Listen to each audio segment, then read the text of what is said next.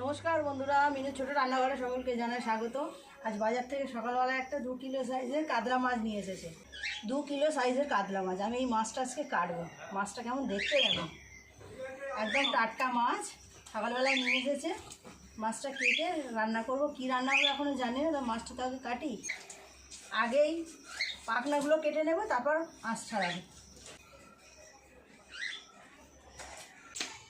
খুব ভালো করে দুটো পাশে আঁশ এইভাবে ছাড়িয়ে নেবো। আমরা চামচ নিয়েছি, আঁশের সাইজগুলো দেখো কি বড় বড়। চামচ দিয়ে দুটো পাশ খুব ভালোভাবে ছাড়িয়ে নেবো আঁশ।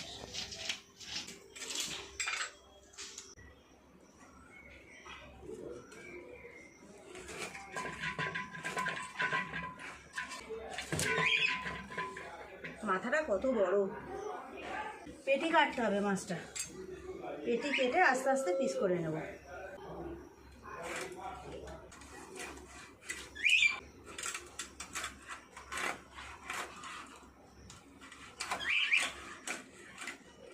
পেটিটা কত চওড়া দেবো, মাঝখান থেকে আবার কেটে নেব।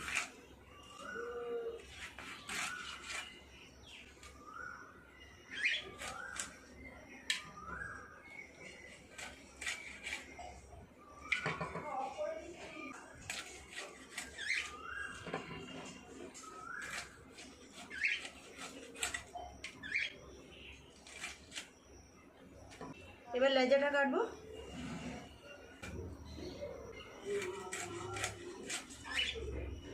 পিসটা কেমন হয়েছে দেখুন। এবার এইটা কেটে নিলে হয়ে যাবে। খুব সুন্দর হচ্ছে এই যে মাছ কাটা।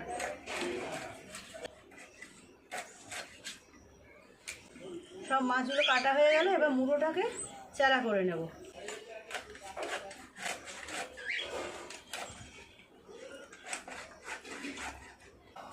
মাছের মাথাটাও ভালো করে টুকরো টুকরো করে কেটে নিলাম। এইভাবে টুকরো করে নিলে ভাজা করতে সুবিধা হবে। তাই মাছটা দেখেছেন একদম জ্যান্ত ছিল, একদম টাটকা মাছ, রক্তে একদম পুরো ভেসে যাচ্ছে। সমস্ত মাছ কাটা হয়ে গেল। এতগুলো মাছের পিস হয়েছে। মাছগুলো ভালো করে ধুয়ে নেবো। এবার সমস্ত মাছ কেটে ধুয়ে পরিষ্কার করে নিয়ে রান্নাঘরে চলে এলাম। এত মাছ হয়েছে একটা থালার মধ্যে ধরছে না। যতগুলো মাছ আমার আজকে লাগবে আমি ততগুলো নেব, বাকিটা রেখে দেব। মাছের পিসগুলো বেশ সুন্দর, দেখুন সুন্দর সাইজ, সুন্দর পিসগুলো। মাছগুলোর মধ্যে নুন আর হলুদ মিশিয়ে নেব। নুন, হলুদ গুঁড়ো, অল্প একটু লঙ্কা গুঁড়ো। খুব ভালো করে নুন হলুদটা মাছের গায়ে মিশিয়ে নিয়ে মাছগুলো আগে সুন্দর করে ভেজে নেব। মাছটা আমি কালিয়াই বানাবো। সবাই বললো এত সুন্দর মাছে কালিয়া বানালেই ভালো লাগবে। এগুলো খুব ভালোভাবে গরম হয়ে গেছে। এক এক করে মাছগুলো দিয়ে দেব।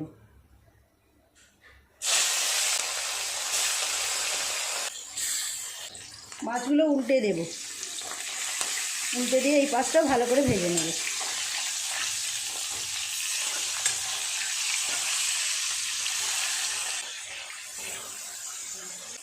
এই মাছগুলো ভাজা হয়ে গেছে, তুলে নেব।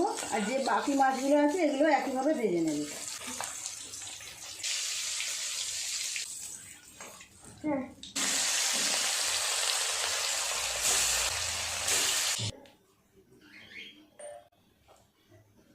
সব মাছগুলো ভাজা হয়ে গেছে এক এক করে। এই তেলে ফোড়নে দেব গোটা জিরে, শুকনো লঙ্কা, তেজপাতা। দিয়ে দেব পেঁয়াজ কুচি। মাছের কালিয়ায় আমি একটু আলুও দেবো। আলুটাকে সিদ্ধ করে নিয়েছি। পেঁয়াজটা ভালো করে ভেজে নেব। পেঁয়াজটা বেশ কিছুটা ভাজা হয়ে গেছে। উপরে দিয়ে দেব টমেটো পেস্ট, পরিমাণ মতো আদা রসুন বাটা 2 চামচ পরিমাণ। খুব ভালো করে নেড়ে চেড়ে কষিয়ে নেব মশলাটা। বাকি মশলা এরপর দিয়ে দেব। লঙ্কা গুঁড়ো দেব, হলুদ গুঁড়ো 1 চামচ, জিরের গুঁড়ো দেবো 1 চামচ, টক দই দেবো 1 চামচ আর অল্প একটু দিয়ে স্বাদ মতো নুন। খুব ভালো করে নেড়ে চেড়ে মশলাটাকে একটু কষিয়ে নেব।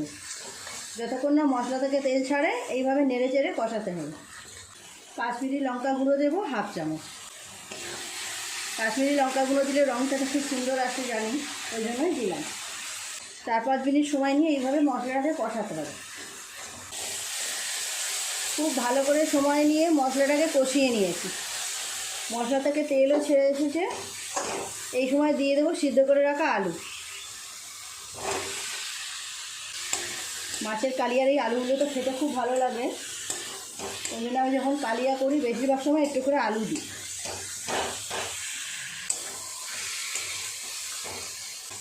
আলু দেওয়ার পর খুব ভালো করে মশলার সাথে কষিয়ে নিয়েছি। এবার জল দিয়ে দেবো, মশলার বাটি ধোয়া জল।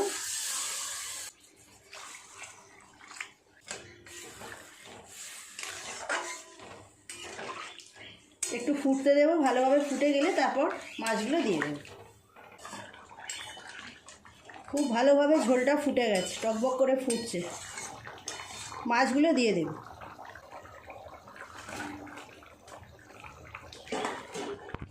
মাছ দেওয়ার পর আর কিছুক্ষণ ফুটিয়ে নেব, গ্রেভিটাও আর একটু কমে যাবে, তারপর নামিয়ে নেব। মাছ দিয়ে বেশ কিছুক্ষণ ফুটিয়ে নিলাম, গ্রেভিটাও বেশ অনেকটা কমে গেছে। এই সময় নামিয়ে নেব। দিয়ে দেবো গরম মশলা বাটা। পুরোপুরি রেডি মাছের ডালনা, নামিয়ে নেব। রঙটা এসেছে দেখুন।